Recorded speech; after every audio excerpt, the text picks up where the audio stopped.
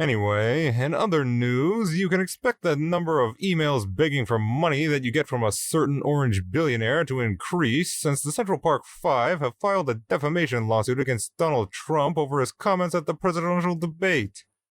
Welcome back. The now exonerated members of the group known as the Central Park Five are suing Donald Trump for defamation after comments he made about them at a presidential debate last month. The complaint accuses the former president of making, quote, demonstrably false statements while on stage in Pennsylvania in September.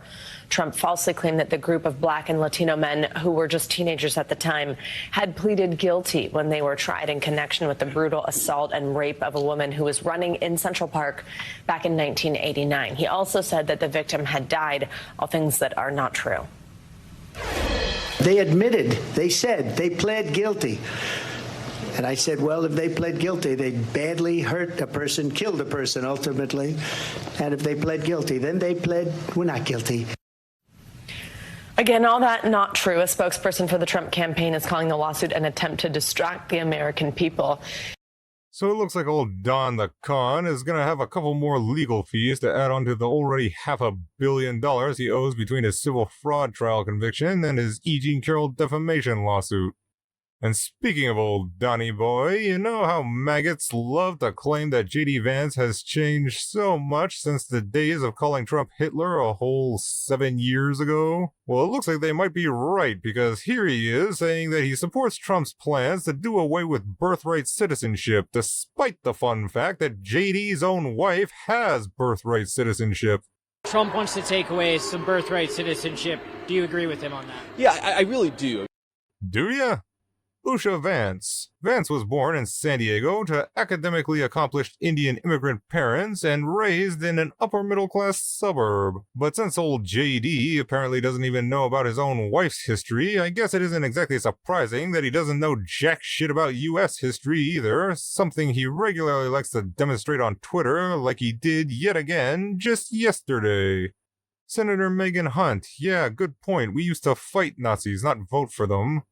And JD, there are so many reasons this is ridiculous, but here's one. Who do you actually think the gross majority of men who stormed the beaches at Normandy would vote for? The answer is obvious, Donald J. Trump. But fun fact here, a majority of those who landed in Normandy on D-Day were British or Canadian, and ineligible to vote in U.S. elections. Polls suggest that most 61% of U.S. service personnel at the time would have likely voted for FDR, not his Republican challenger. Nice one, JD. Why be wrong just once when you could go 2 for 2 like a double-stuffed Oreo?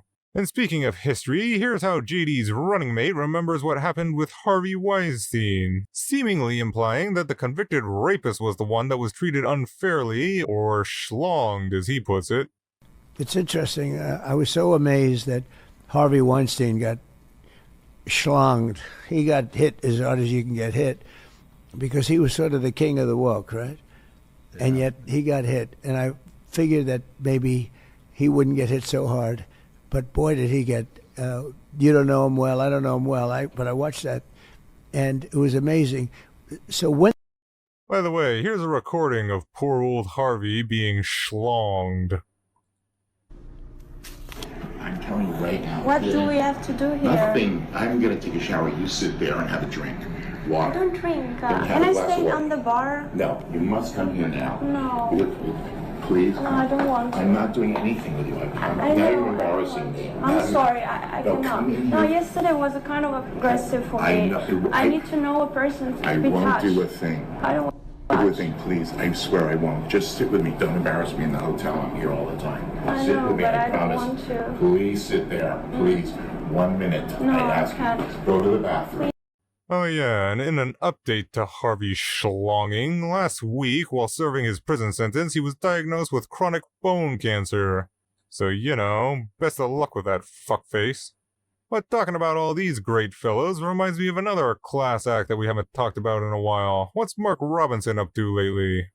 North Carolina's Mark Robinson sues CNN for $50 million over a story revealing porn website posts. But during the press conference announcing the lawsuit, Robinson's attorney seemed to struggle to answer a basic question for how they can justify the lawsuit in the first place. So you're saying that a global news organization is conspiring with a third-party outfit to throw an election which was already looking like this person was not going to win? I'm saying that a left-wing media outlet is going to do everything they can to stop this man from being governor, because they know that this man has an ability to connect with voters in a way that quite frankly scares them. And they don't want him to be involved in politics at any level. And so I think that's what we've seen here. But that apparently made Marky Boy realize that maybe the odds of him getting that $50 million weren't looking so good, so a few days later he lowered the damages down to a mere $25,000. But Mark's been struggling with basic questions an awful lot lately, since in the days leading up to his doomed CNN lawsuit, he chose to respond to a diabetic man's question about making diabetes medication more affordable by basically telling him to shut up. When are we going to make diabetes supplies affordable? Me too. As a type 1, Me too. I'd like to spend less than $800 on blocks of insulin. Yes, sir. Why don't you try pushing through legislation for that? We might try to do that. We can do that, and your legislatures will write the bill and pass it. We'll get it passed, and we'll sign it. Republicans have always all voted no on that. Only Democrats have voted yes for lowering. I don't know whether or not I agree with that wholeheartedly. You'd have to show me where Republicans refuse to let people pay less for medicine and more for medicine. So, yeah, that was gonna be my next statement. Nobody came here to see you, so please be quiet. Yes, sir. You guys don't like to answer good, hard questions. I get it. You just want an echo. Sit down. Get out of here. We want you to leave. That's what we want. Yeah, way to keep it classy, Mark. Let us know how that lawsuit works out for your dumbass. And speaking of embarrassing moments, the NRA had a doozy last week when they posted a video that they tried to say was Tim Walz struggling to load a gun while out hunting, but it was clear from the video that he was actually unloading the gun. So after getting community noted, they proceeded to get absolutely destroyed in the comments. Community note on proper gun use to the NRA, straight gold. The literal NRA got community noted on the difference between loading and unloading a gun. Amazing. Think Trump could load or unload a shotgun? What about a dishwasher? This is so embarrassing, NRA. Aren't you also a gun safety organization? New NRA chief once tortured a cat to death. Doug Hamlin pleaded no contest to brutally murdering a pet cat with his fraternity brothers as a student at the University of Michigan. The NRA not being able to tell the difference between loading and unloading a gun says everything about where the NRA is today. Yeah, it sure does. And later that week, Trump's lawyer, Alina Habba, with a completely straight face, actually had the audacity to say that Trump will be the one to get Americans to stop being so disrespectful to each other. And I think America forgets that these are human beings. We've forgotten how to be polite. We've forgotten how to be respectful of different opinions. And I know that President Trump will get us back there. He really will. Well, that's great, Alina. Tell you what, how about we check out Trump's amazing strategy for getting everybody to be nice to each other again, shall we? We can't stand you. You're a shit vice president. He's afraid. He's chicken shit, okay? Get that fat pig off the couch. Fools. It's been run by stupid people.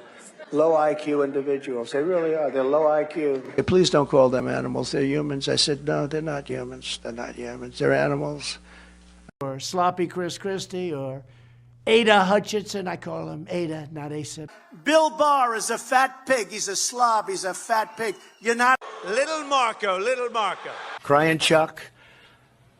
Crazy Nancy. I tell you. Crazy Bernie. We got names for all of them, no? What's better?